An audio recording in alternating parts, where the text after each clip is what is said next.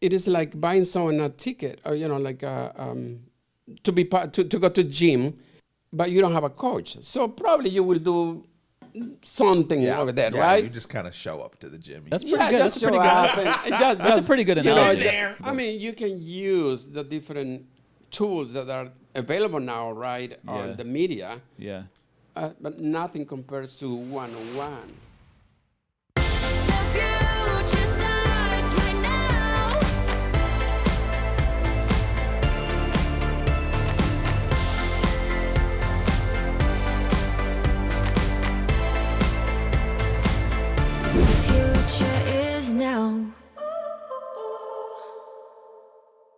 Welcome to the Disciple Standard Podcast. My name is Aaron. I'm your anchor man, and I'm a pastor here at Sunlight Community Church. And today we've got a new guest on the pod. But before we get to him, the Sultan of Sound himself, Saran Brown, is back with us in the studio. I was just walking in the hallway.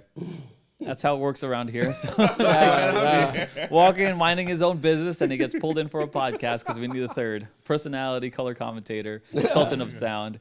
And of course, we have our newest guest. He'll talk a little bit more about what he does, but essentially he works as a church campus church planner coach. Right? Is that fair enough? Regional leader for the East Coast, U.S. Amongst a lot of different tools and hats that you wear, absolutely. Right? Marco Ávila here in the studio with us. I'm glad that you're here with us. So they know about me, they know about Saran, but tell us a little bit, like 2-minute synopsis of your background and how you got into being a regional leader for Resonate. Yeah, who is Marco Ávila? Yeah, I came in '89. My whole family migrated to the U.S. I was the last one to come. Came with my immigrant visa, and so as soon as I came, I was studying English as a second language, going to school. I was a teacher back in Honduras. That's my first profession, and get stuck, I would say, glued to the local church where my family used to go. And from them, going to the seminary, Kuiper College first, and then going to the seminary. And after that, going to church planting.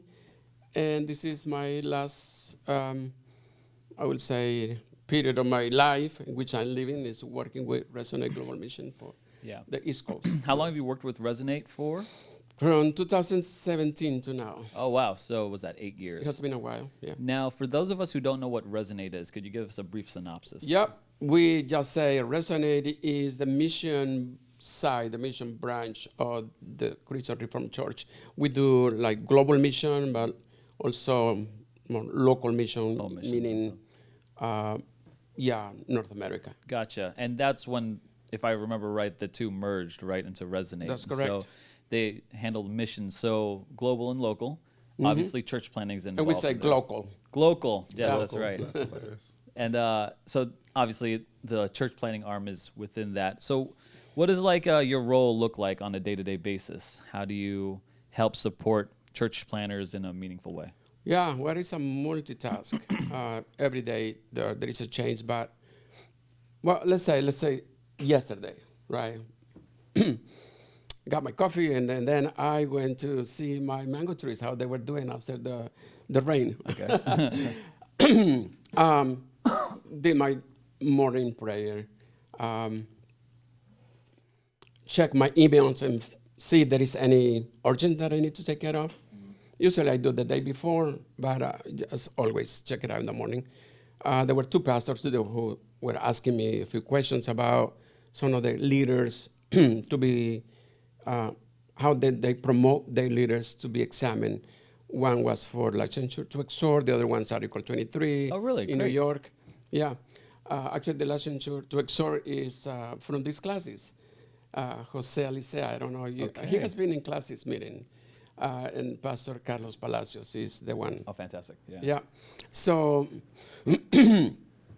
after that, I watched one of your podcast videos. Oh, yeah? Okay, which one? Yeah, I think the one that you interview Scott. Okay, yeah, that's a big one going around right Yeah, now. yeah, that's like an hour and 7 minutes. 17 minutes. Yep. We could keep on going and talking and stuff like that too. Yeah, so I talked to my administrative assistant. So we meet once a week, kind of see where we are. We talk about having two of our missionaries coming, doing what they call in-home services. Okay. Every 3 years they come and they visit the church and they support them.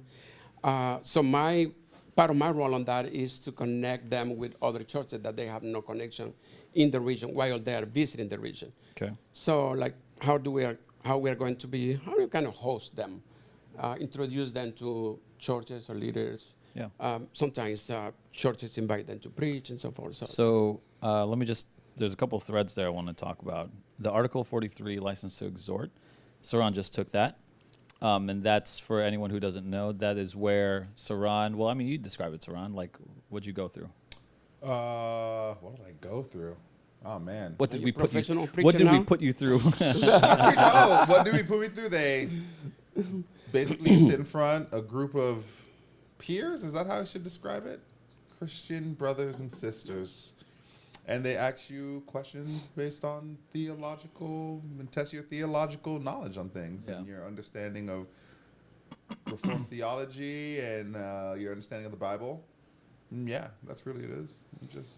I don't know. Right. I've never. Well, the thing is, you're gonna put someone. If you're gonna put someone to preach, to be in front and preach, so you have to make sure that person. You got to make sure Yeah, something. it they know makes something. sense why it exists.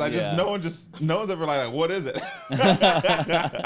Yeah, so it's a basic test, right? And that what I would understand is like the first level of testing. After that, you've got an Article 23. After that, you've got a Article 6 or 8. I forget what now. Minister of the Word. I think 8. 8. That's an 8. And some other ones maybe in there. But so I'm glad to hear other leaders and other people are asking you these important questions. What's the course? What's the charted path here for that? Do you get that a lot? Are there a lot of people asking that question? I would say I'm surprised there's a lot of people asking me that question, because those questions should be more like related to classes. Uh-huh. And outreach to the classes people and say, the state clerks, how do I do this? So I don't mind actually answer them, because it is quite simple. It's just referring them to the website and say, hey, here it is a link, you just check it out. That's what I did yesterday. And here is a list of things and documents that you have to prepare, send it to the state clerk. So, well, on the other hand, there are also some paperwork that need to be done with Resonate, when they partnership with Resonate, and if it's Article 23 especially. Yeah. Okay. Yeah. And so that's what you tend to do on a daily basis? A lot of that. Okay. Was this answering questions and connecting people?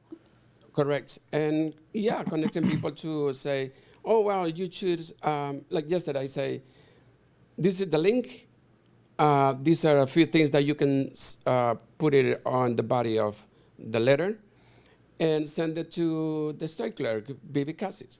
Just put the email. Gotcha. That's cool.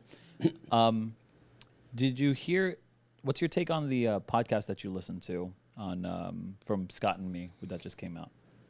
I would say I was inspired. Really? Yeah. How? What so?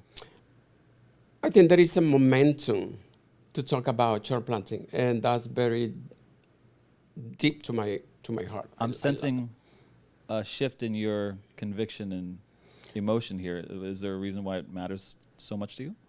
Well, first of all, it's like I am a church planter, so anything that smells church planting, it really attracts me too. So I did twice, church planting, and that is still there. And majority of my time is with church planters.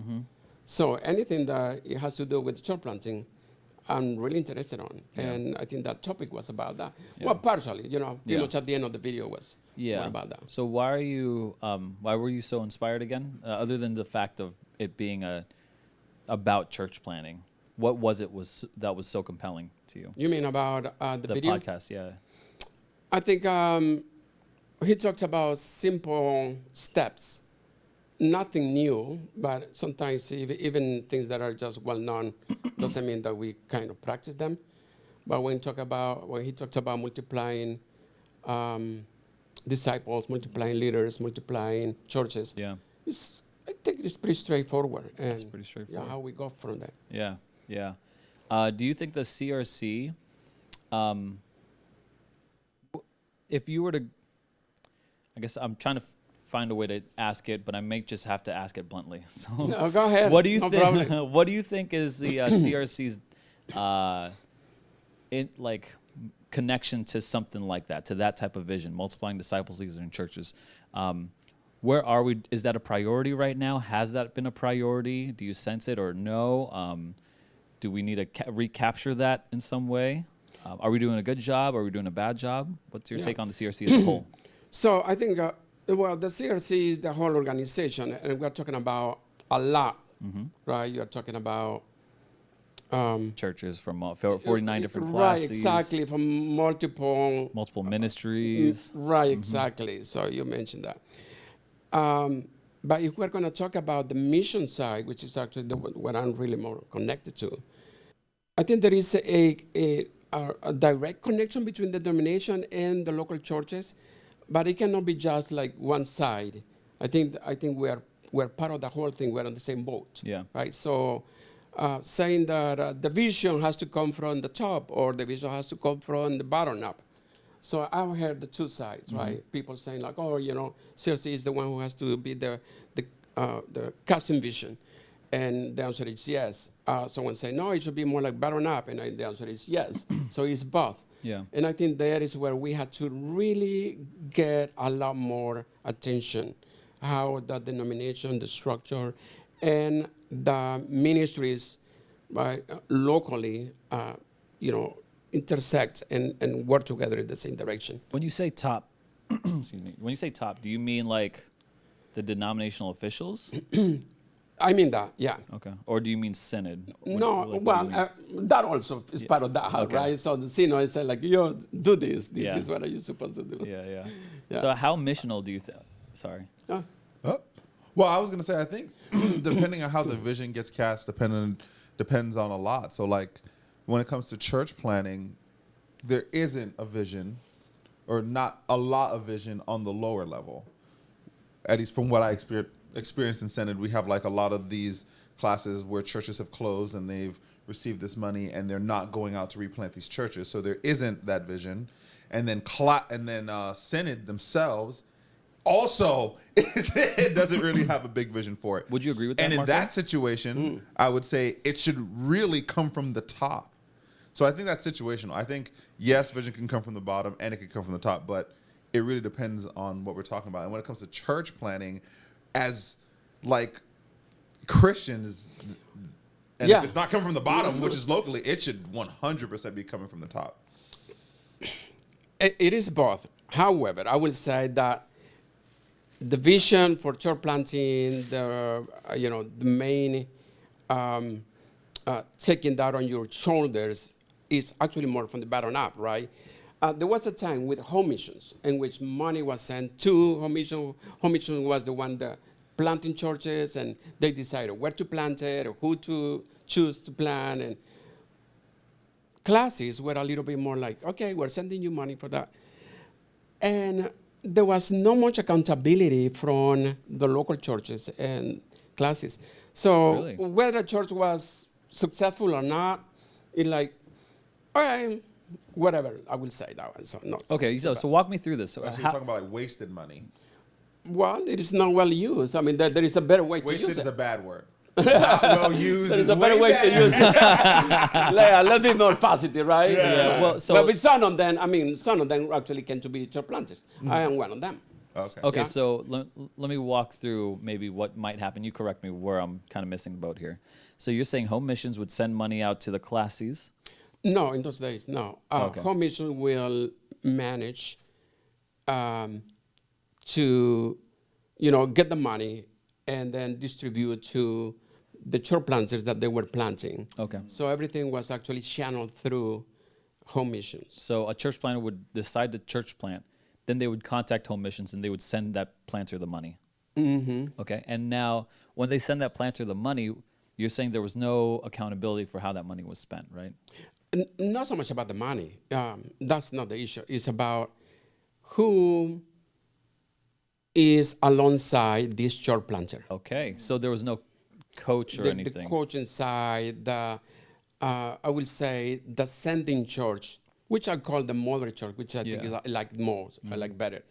So it was a little bit more like, I wouldn't say that 100%. I wouldn't say that it's always the case. Give me, But like, sometimes it will general be sweeps. cases in which the planter will be like alone. Give you an example. When I came 2017, my first visit, pretty much like my second visit, the first one was a Korean church. Second visit I did. I knew about this church planter in New York City, whom just decided to disband, to close out. And the sending church didn't know about. Interesting. And information was not sent to the classes. So like, what is classes over here? What is the sending church? I mean, are you parenting this daughter church and they decide to disband and you don't know, like something is wrong over there. So what happened with the money then? Because we're going to get to the reduction in all that spending in the budgets. But like, how did the money flow through? Did the church planter get the money directly? He canceled and then he kept getting money, or no. Money has been pretty much the same way, right? How does money flow? Sometimes money is, let's say the way we do it now, okay? We do now is like, money can be sent to the local church, the church planter, if they already have a core team and they have a treasurer. Okay. Or can be sent to the classes. So in these classes, we send it to the classes. Got it. Yeah. In other cases, we send it to the core team. Okay, with the treasurer. Or treasurer. Gotcha. Yeah. And so if it gets sent to the classes, they're the one dispersing. And then classes just dispersed. Okay, to the church. Okay, that's. Yeah, well, fine. and money is not about an issue in terms of accountability. It's more about the coaching side. It's more about coming alongside the church planter. Sounds like what's happening is that people are going into church planting because they love it and they don't know what they're signing up for, and then they're finding out the hard. That's a good question. That's 100%. Yeah, it is true. Sometimes it's almost about like signing a paper. Yeah. Like, okay, we're gonna be your calling church, and then like, who cares? I would say I was lucky. I was blessed to have a calling church, a mother church, who was like right there with me. I would say they keep me accountable too. Yeah. Right. I like it, and they also did their job. I used to come every month to their meetings, the council meetings, and they say, "Hey, Marco, how is it going? How can we pray for you? What are the things that are challenging you?" So it was not like what I'm doing wrong. It's more like, how can we help you? How can we pray for you? Come alongside of you. I don't say. Yeah. We don't. Why don't we make pastors go through a church plant before they church plant themselves? Do they? That might be good. There's no. I have been through like 3 church plants, and that's how I know for a matter of fact I am not like a church plant guy. Like I am not the like I will go plant a church. I will go Chairs, bro. help you. Chairs are the biggest thing for church set planting. up and get everything together and technical and equipment, and then I'll stay there for like 2-3 months, and I'm like, Then you got the pipe and drape. The pipe and drape, brother. I've been there too. I have set you up with the systems you need to succeed. Hold up. So but that's good. Being a church planter is a different set of abilities. of course. And, You gotta be gritty as a church You're planter. being pastor still, right? Yeah. You should probably But- experience it with someone else. Like walk alongside another church planter, hear the expectations before they go and plant. Well, let me tell you this. That's a good analogy about. I got this kind of young man. He's in the early 30s. I know him. He was a child. He's married now. Anyway, because we know for very long, he called me one day and he says, "Hey, Marco, I want to plant churches." And to me, like, do you know what you are saying? Which is great anyway. Sometimes it's good to be naive, a little bit naive to be a church planter because you gotta don't be know dumb what a you're little going bit, into. especially it's when you more start. than what you actually think. And so I just ask a few questions like, tell me about what you do in your home church. And this is a 30 plus years old man, young man, very committed, great Christian. The only thing that he has done in church is playing I don't know, the guitar or something. Yeah, soft, let me tell you soft something. hands. You got soft I'm in the hands. church plant at the community center right down the street. I'm setting up the drums, the sound system, Yeah. the chairs. I'm lugging in the tote. I'm moving the hand truck. Actually, the drums is what he played. So he said, like, have you been an elder? Have you been a deacon? Have you Yeah. been leading in small groups? Like, nothing of that. And he says, well, I spoke to my pastor. The pastor said that I need to go to Grand Rapids to study. Like, no, you don't have to, but that's one option. I agree with that. And so anyway, this is what I did. And that's what goes with your conversation. I said, I am not interested in taking you away from your church. But if in 34 years, whatever years you have been there, you have not been able to be in a position of leadership and try to do things, then probably the possibilities that you will is very almost close to zero. Yeah.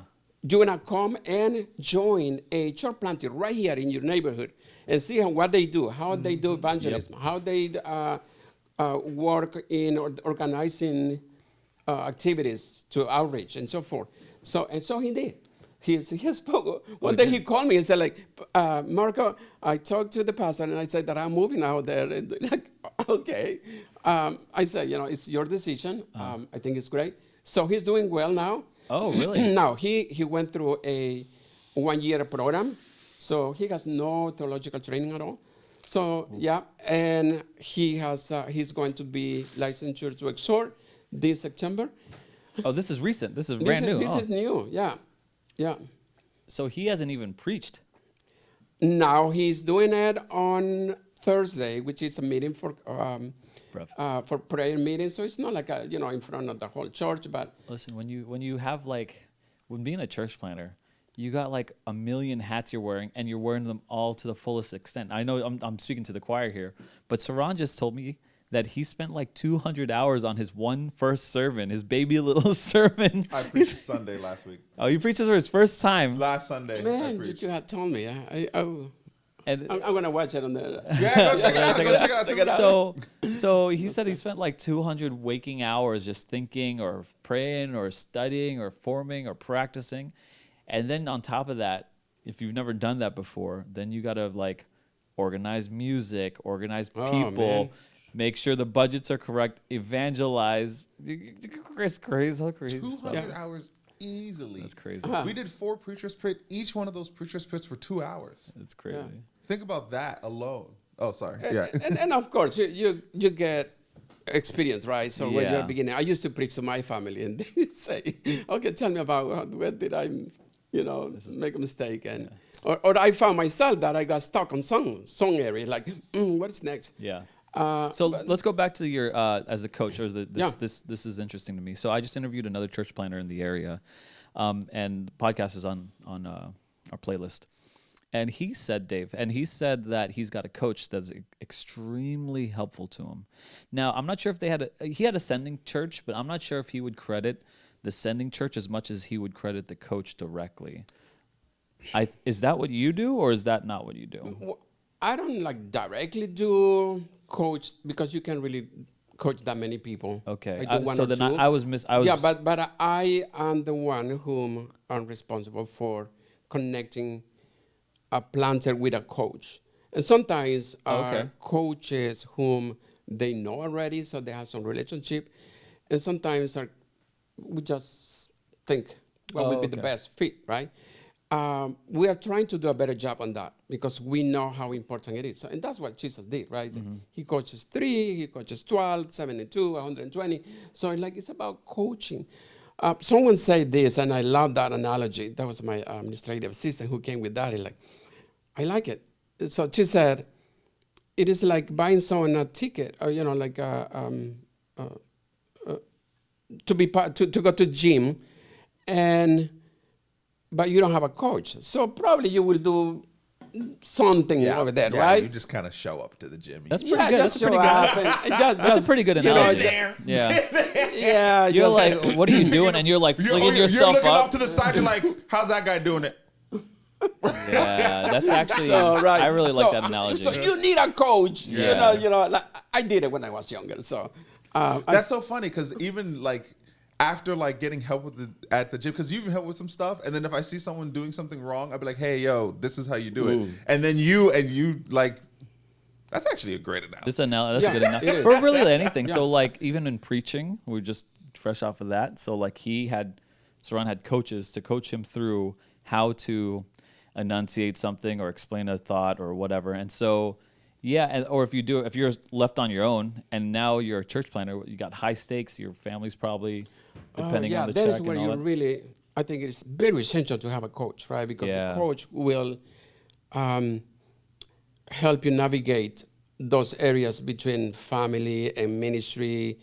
And if you are bivocational, it's even more difficult, right? You add one third layer on it. But again, going back to coaching, like coaching is essential. Unfortunately, it's not always that, not all coaches are Good. So sometimes either they have no training and they don't know what exactly coaching is about, or just their personality didn't work out well. So how many coaches are in Resonate right now? We do have a list. Do they have training? I think Are they vetted? we had about I would say about 10, 15 coaches available. Oh, that's it. Oh, that's not a lot. Well, available, so that they are not coaching anyone at this point. So Okay. Oh, it's like the pool of coaches that we can drag from. How many are in Southeast where we are?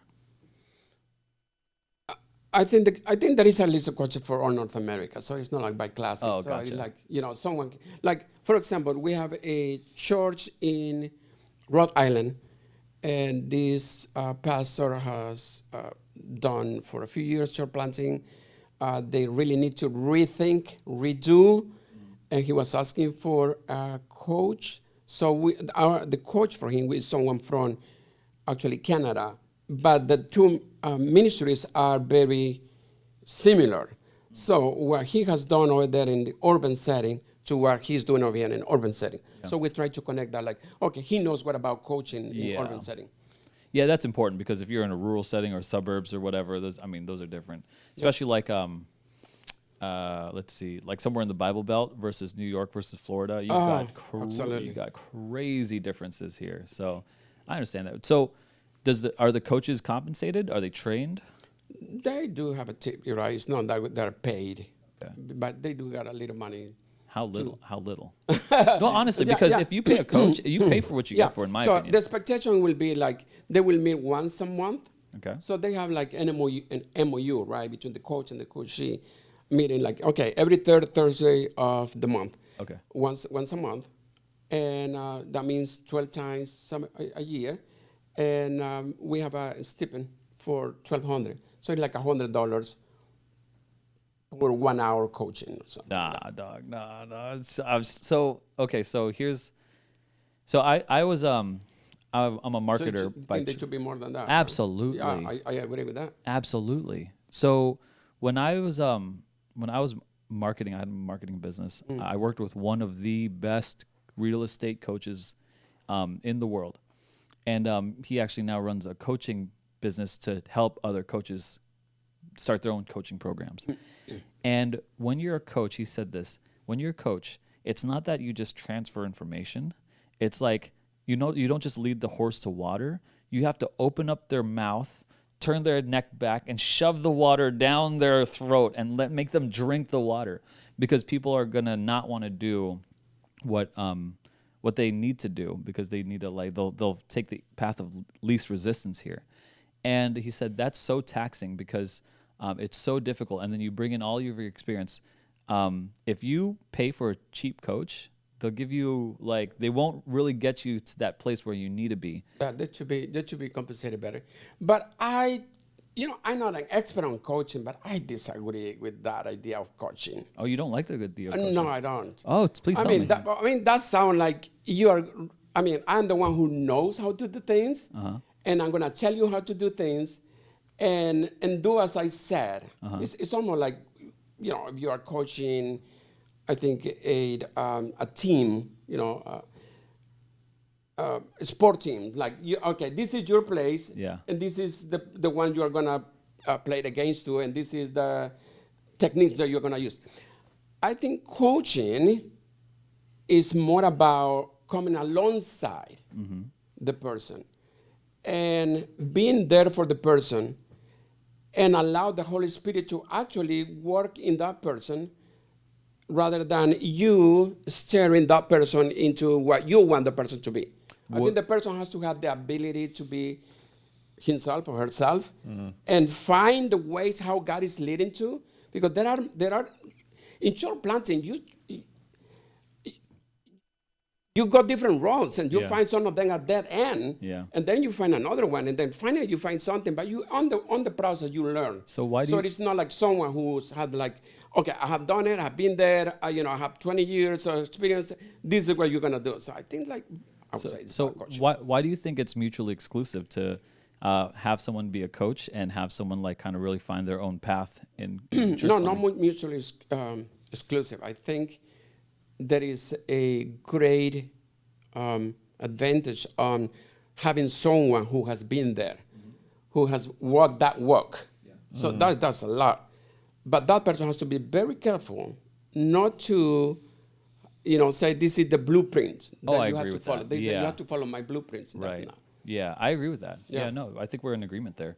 I think you got to figure out like bring the experience in because you could kind of see at least a direction, but like the exact steps maybe might not be the same, and there should be room for interpretation or adjusting for the situation. Yeah, right. That's like any coach, though, I think, right? Like any coach will bring their own experience to the table, and then they'll have to adjust on the fly as best as they see fit. So I think that's any coach. So it's not that you don't really disagree with coaching then. It's not that I will disagree with that kind of coach that you're yeah, mentioning He about. disagrees with the horse. Like the open horse. mouth. the horse on that. yeah. No, what he means by that is that what I think he's like, hey, like you have to go evangelize. You have to do this. There's no way out of like you having to meet 10 people a day, 100 people a week, or whatever it is. That sometimes is difficult for a church planter. Yeah, there is some accountability on that. Yeah. Yeah. So that's really what I meant by that. Or that's I think we call coach/tutor, right? or mentor. Or mentor, right? Yeah. So the mentor is more the ones who has experience and Yeah. kind of having walked that walk. And the coach is more like the one on the side with you. So he's not in front. So the mentor is more like the one going in front. So I think it's the two things. For Latinos, I would say we like to be said like, this is what you need to do. Yeah. Filipinos too. Don't tell me don't ask me like, what would you have done better? No. Tell me about. Filipinos too. I think it's just like this is how it's gonna be. Yeah. Our parents raised us like that. I raise my kids like that too. You will Because I say so. because I said so. Why do I have to do this? Because I said so. I have because spoken. I'm your father. Why are you asking me questions? Yeah, right. So let me go back to Resonate and this whole situation that we're in. We got a video up here of, I believe it's the leader of Resonate, Kevin, and it's a clip from Synod talking about calling for more support from the churches. And maybe, Jake, if you could play that for us. I suspect that Synod doesn't want to go, into all of our thinking around how we made these budget adjustments, but maybe it's helpful to know that this is the direction that we've gone in, and kind of the reasoning behind it, so where we're at with this. So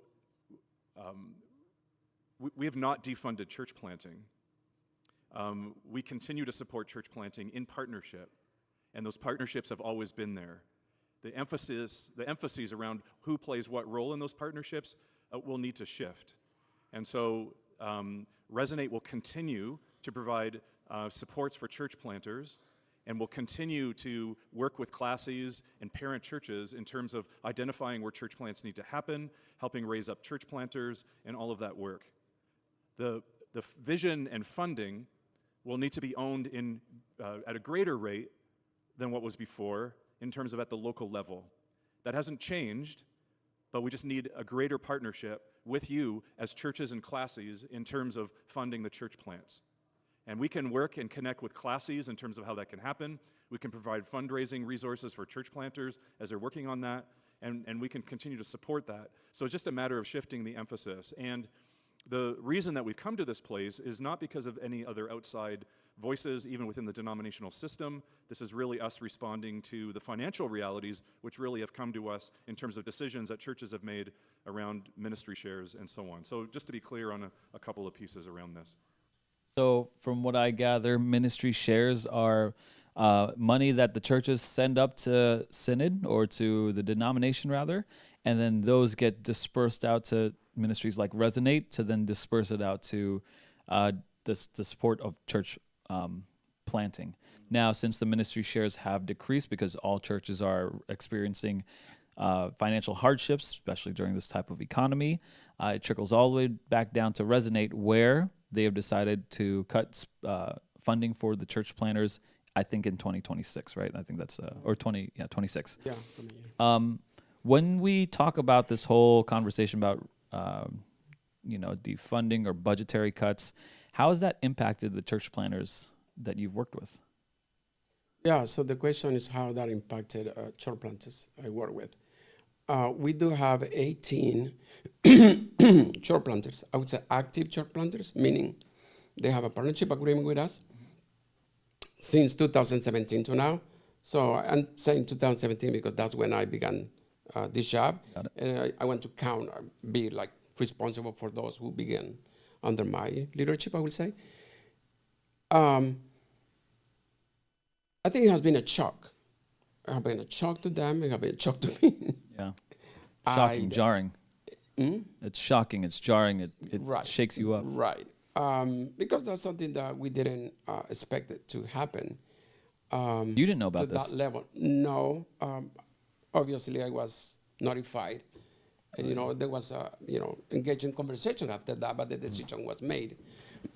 So 18 church planters, I will say, fortunately, I would say like 2/3 of them were already moving out of the grants that we have. So like, we have a 17,000 package, and most of them actually get it by this point. So, but like about 1/3 or less still kind of in the middle or just to begin with. And that's a hard thing too, especially for church planters whom are more like minority, right? They don't, get great support from other churches, like some church planters may be well established in, they have friends, they have churches, they know they can do fundraising. So you will find that many of these church planters, they don't have that network or supporters. So whatever we come up with is huge to them. So yeah, it has been hard. Yeah. How do you personally process this new financial reality then? I'm still trying to process that. I'm still trying to figure out how that shift will change the way how I do ministry with the church planters. I think that shift from, we talk a little bit about from home missions and everyone sending money to home missions and home missions, being like the main actor on who is going to do church planting and where to do church planting. And that has really come slowly changing to the local churches and classes taking more like responsibility, them being the ones who do the church planting, right? Feeling responsible for. So I think that shift is moving. We're still moving in that direction. That's part of what he says. But we're in the middle of this change. So I think we're still trying to figure it out. I think that's why, Synod has, commanded to the general secretary to say, okay, we'll refer this to you and come back next year and see how that, what's the plans. So I'm waiting for that and see what happens. Though, in the meantime, since you are asking me like how that affected the church planters, we have a meeting of our regional leaders. We are 4 in the U.S., 2 in Canada. We meet together. And we have come with a plan that will be more like just a 1-year plan, like urgent plan. to do some fundraising for the church planters that we have. So we are still working the details, but the idea is more like approach the churches, approach the classes, say, if every church will give like $600, multiplied by this many churches, we will have that much. We will be able to give this much to the church planter for this year. Mm-hmm. Yeah, so it's more like a transitional project for now. Yeah. But this is more like at that level, right? So we are not really in charge of seeing like how we are gonna do church planting from now and on. Yeah. Right? How we are gonna do the fundraising, or who is responsible for. Yeah. Well, it seems like there's two problems here. Number one, and we've covered kind of both. Number one is the fundraising, obviously, the money problem. It's tight. So you're trying to answer that with a big fundraising campaign. But number two, we talked about it earlier on this podcast. It's like the vision. No one wants to give towards a plan with no vision, right? Like, I mean, you got to have the vision towards that. And then when to that end, like, who is to establish this vision? What is supposed to, where is this going to come from? Is this the general secretary? What are we doing here? And so I don't know if you've heard through the rumors right now. I guess I'm going to tell what we've got planned here. But right now, Scott is like pulling together a lot of people from across the denomination to run a conference to kind of actually talk about this exact topic, a new vision for the CRC, for church planting, for churches around. I mean, it's not exclusive to CRC. Anyone can come to this thing. But we'll be talking about multiplying disciples, leaders, and churches. Exactly what you said. Like, so those exact words here. But it's essentially, it has to start with a vision, because that's where the dollars need to flow. You know. Yeah, I agree. I think there is a saying that says, right, money follows vision. Money follows vision. That's exactly right. It's not the lack of money, but there's money out there. There's money out there, right? But there's no vision, so no one wants to pour their money into it. And then you ask the question, like, who is responsible, right? Who has to run the banner with? I will say that you want to see new churches be planted. I want to see new churches be planted. Everyone. Yeah. So if all we want to do church planting, I think we have to sit down and we have to have a conversation. I think this is a great opportunity. To me, this is a game changer. The whole thing that is happening, right? The conversation in which everyone who has a voice for this should say, hey, I know you want to do church planting and you're a stakeholder on that. I do. Whether you are a classy, you are a local church, you are a denominational staff, how do we sit together and work this together? I mean, that's what I will say. So what I'm saying is having all people who has a heart for church planting and who has something to say, right?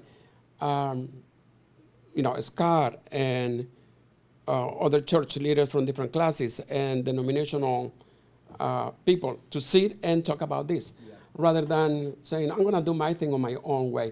Well, at the end, it's nothing wrong about that. Yeah. But it is better together, right, than everyone doing their own thing. Yeah, so you think for the first part, a way that individuals or churches can step in is to donate around $500-600 for the year.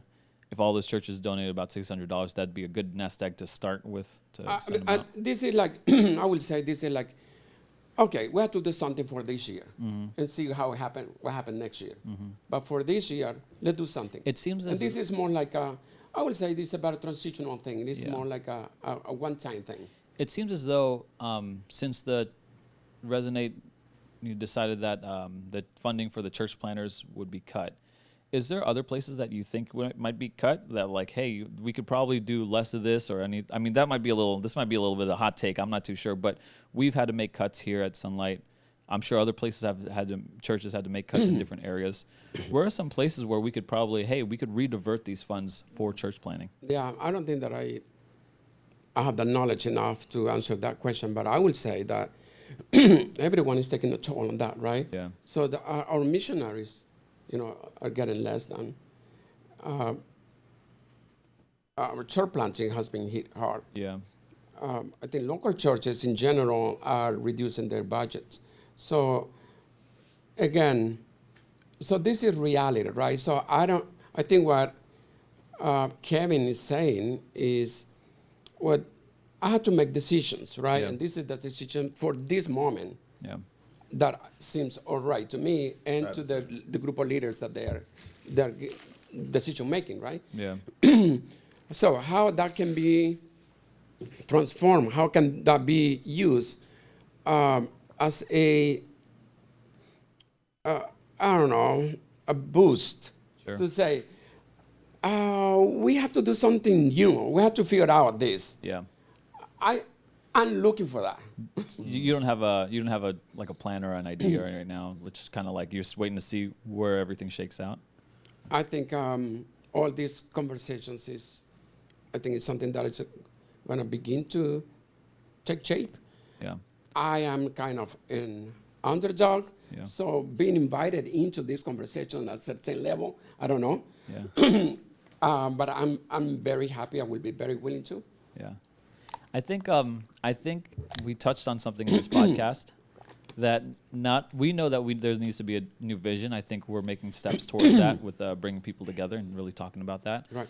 But I think talking about that accountability and when we plant churches, because I think we're going to want to plant something like 4,000 new leaders, start with 4,000 new leaders and something like, I don't know how many more churches, like maybe 4,000 new churches. I don't know the time span. Like, we got to figure that out. Some vision, like I think Scott mentioned that in the podcast last time, but I forget now. But I think there definitely needs to be some kind of support or accountability system in place. That is super needed. I think there has to be a clear-cut roadmap to follow, and then you can check up, the benchmarks Yeah.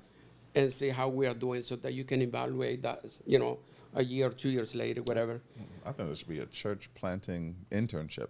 You can't plant a church until you've been in a church plant. Is there one right now? Hardcore. That's what I think should happen. Is there one like that right now? Like a assessment internship? Well, that is,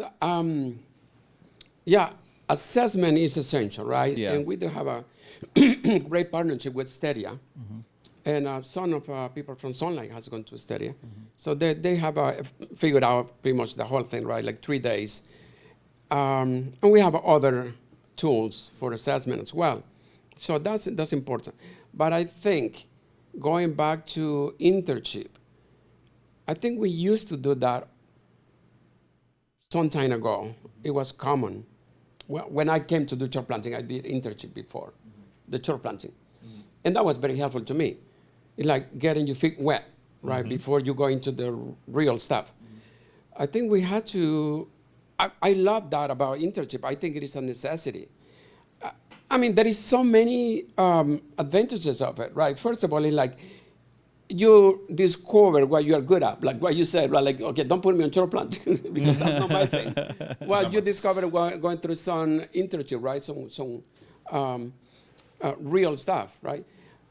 So that's one thing. So it is not the person is not good. I mean, like, it is just like, this is not your area. Like, Yeah. I remember telling someone, like, okay, this is where it reveals your assessment, and church planting is not your thing, but you are really good on this and this and this. So that's, how do we help you on excel on those things that you're good at already? Yeah. Yeah, rather than putting you on, making you good on what you are not good at. Like, it's not, you're not wired that way. Yeah, so I think the internships should be more like a standard thing. Yeah. I think it's double-sided too, because if you do the internship, the person who's also like planting the church has someone else with them who has like that same passion at the moment, and they get some extra support as well. Yeah, I think clearly in like proximity really matters. But it's not everything, I don't think. So I think you could do something that's like distance. But I think that'll always fall short of like proximity. Yeah, I don't that's know if you can do a no, distant one. I think not you the gotta best. Be in there. You got to be Well, with the yeah. guys. Yeah, you had to walk with. You had to see what they do, right? Yeah, yeah. So But this. it depends. Like if Tim Keller offered some kind of mentorship or coaching, I'd take that all day for sure. Yeah, but from not ever planning a church ever, and Tim Keller's mentoring and giving you coaching far away? And you're Well, planning I'm your saying church at the I'm same saying time?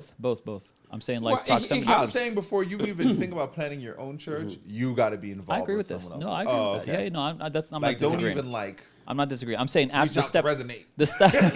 the step after would be, Yeah. hey, okay, what does coaching and accountability look like? Yeah. I think a 2-coach model might be helpful. Proximity is super important. Actually, I don't think you could do it without it. But also, there's wisdom in distance, and I think you could glean from that too. It's not, you don't have to do one or the other. You can do both. I mean, you can use the different tools that are available now, right, Yeah. on the media, Yeah.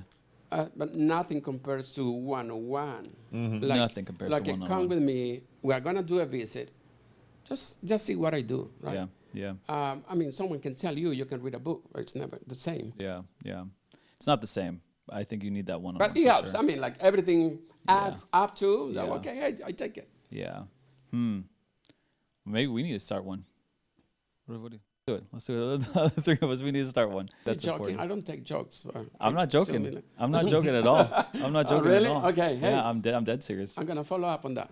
Yeah, because my proximity, yours is too, is right here. If someone, I'll say how serious I am. If someone in our classes reached out to me for like some kind of, I don't want to say like I'm the coach, right? Like some help. Let's say it like that. Yeah, of course I'd help. Given like the right parameters and stuff like that. Let me tell you, like, so for when we planted PGA, which is like 4 miles away from us, right? 4 minutes away, 4 miles away. I felt like I was involved at every single level, at every step of the way. Actually, these 2 guys with me were involved in many of the technical aspects of setting things up that I couldn't be. So I had to source people. If I couldn't help it, we're picking up carpet. The floor is sticky. My shoe lost. You know what I'm saying? Like that's But then what that did is that took away from my responsibilities here. So there's certainly like there needs to be some amount of support and strength to help any church planner from an established church to leave, because all that burden fell onto people here when I was leaving. So I mean, and Saran and Jake at least, and I know Scott, I know a lot of us, Andrea, are willing to go, and we have gone Winter Garden, Miami, but now this is mostly Sunlight churches. I mean, this is I don't think Scott has tried to help out Chris Cassis from The Source, and there's an infinite amount. Maybe churches should have an internal program like, hey, you want to come? And someone from other classes sends someone here who wants to do church planning, and they stay for like 6 months or so. Yeah. Which sounds crazy to hire someone for 6 months, but could be doable. We had that idea here, like an internship for any of our new pastors to start in a Sunlight church. Like, hey, you need to have like you need to stay at this campus and understand how we all operate, because this thing goes fast. But I'm not even saying just start a Sunlight church. I'm like saying which churches in the denomination are doing the best at church planning, and if people who want to church plant can come and stay for a time and see how that church operates and does things. Yeah, John did that at Perimeter in Georgia, I believe, and so That was an internship. it was an internship. Yeah. Yeah. So he was ready, and he grew up in church planning, so that guy was ready to roll. But this is a good time if you guys have any questions or comments or ideas, put them down in the description below, and let's continue this conversation. Yeah. Before that, can you just say in a few sentences what is your idea that we should do? Because I'm really interested in that. Yeah. Can you put it in one sentence or one paragraph? Yeah. I'll give you one paragraph, and I don't know how. We'll start with vision. All churches need to multiply disciples, leaders, and churches with the gospel to change the world. Let's start there. That's a loaded sentence. It's a sentence that I've sat on for a long time now. And it encompasses disciples into leaders, leaders with disciples into a little community, which is called a church. So that's how I would do it. I would plant from strength. So I would plant with a starting core group and 50 people from Ascending Church. So that's the second sentence. Start with a plan of planting with strength, with a core group. So you have the people, and the church planner has some kind of experience, at least a little bit, from a sending church. So the sending church will have accountability with that. And how that accountability looks, I take the dojo model, and this is from my history with coaches, is that at first, since you don't know anything, you do things the way I want you to do it. Just do it, just follow the model. Afterwards, given the amount of time frame, okay, let's start adjusting to find your style. I know you might disagree or agree with that. I'm not too sure, but at least in the first 6 months, this is what I told Zach. Pastor Zach has been on the podcast for a lot of time. He's our pastor in PGA. I said, hey, Zach, you should know for this first year, this is how it's going to go. In the beginning, high control from me. You just follow the model. You didn't have time to internship. You don't know how Sunlight operates internally. Just basically I'm the sensei, you're the student. You just follow by. So higher control than what you're probably comfortable with. And then through the end of the year, probably zero control. Probably no, I am so hands off, it's going to feel like you were abandoned, a little baby that's abandoned from a doorstep. That's what's going to look like. And if you ask him, that's exactly what happened. That's what you did with worship too. That's what I did with worship. It was like, do this, that. And then now it's like, hey, Aaron, what about this? Yeah. So this is my personal style. So I don't recommend this style. This is what I found it works. In your context, that's perfect, right?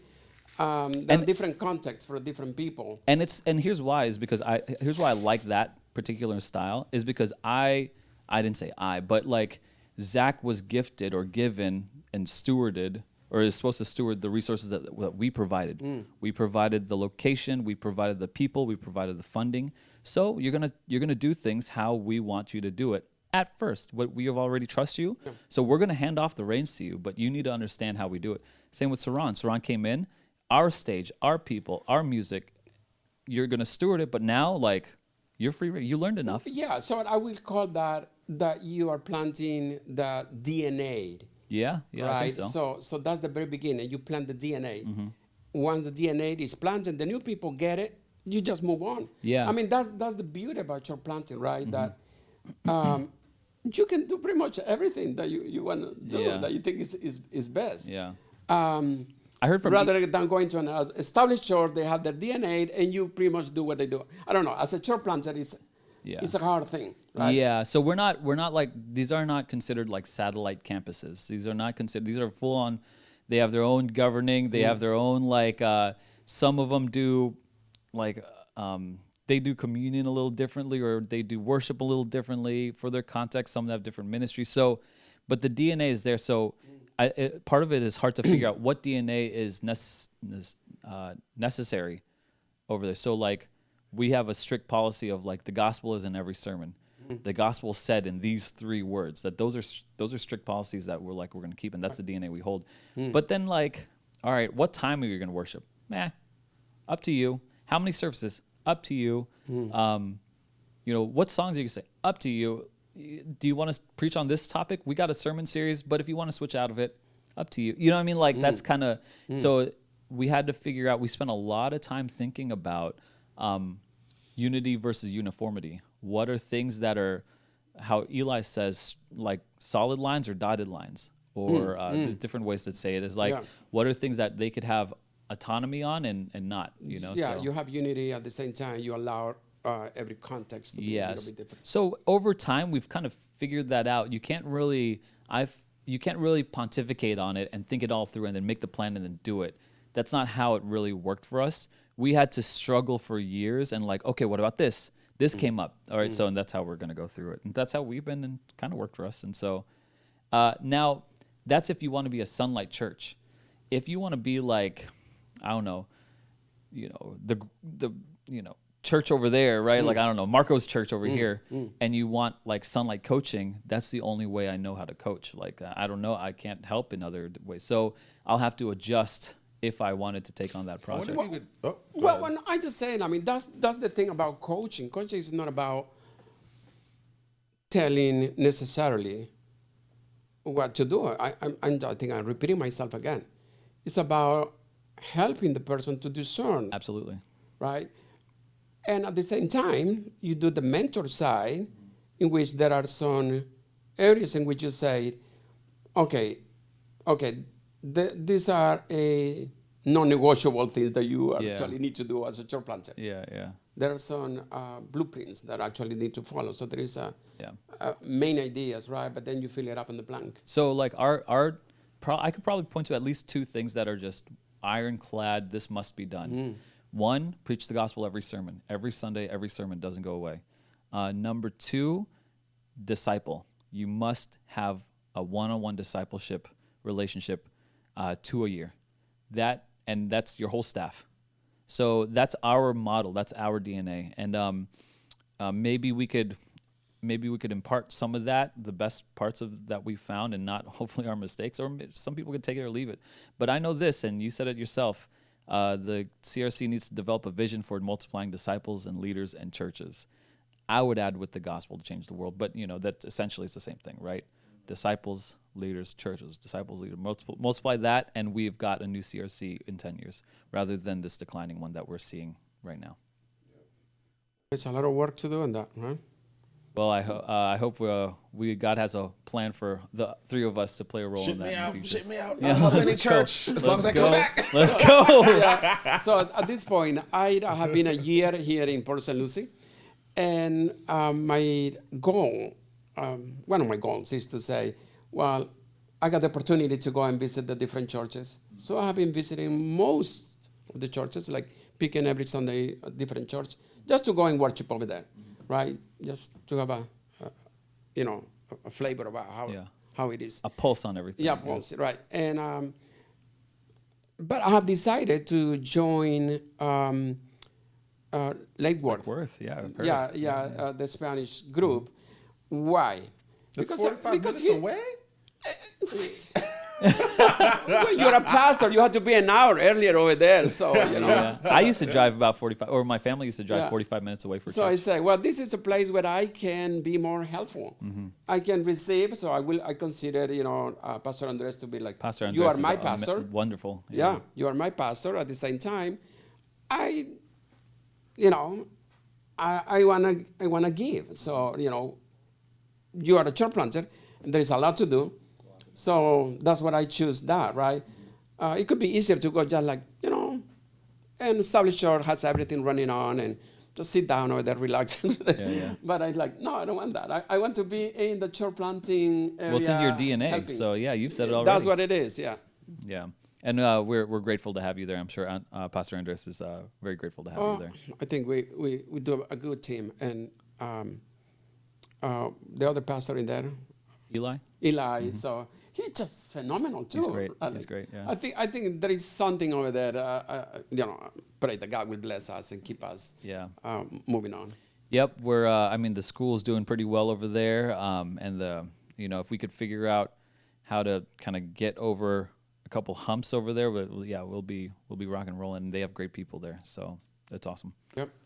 Well, Marco, Saran, thanks for joining the podcast. Thanks for watching this far into the podcast. If you have any ideas or want to add to this conversation of church planting in the CRC or around the world, please leave them in the comment section below. Check out our Patreon where we talk about mangoes, and there's other podcasts on there about like money and what else? Bitcoin and how we grew up and all kinds of stuff on the Patreon. It's only $5 a month, less than a cup of coffee a month. Anyway, thanks so much for watching. Continue this conversation. Like, share, subscribe, and we'll see you in the next video. Okay, wonderful.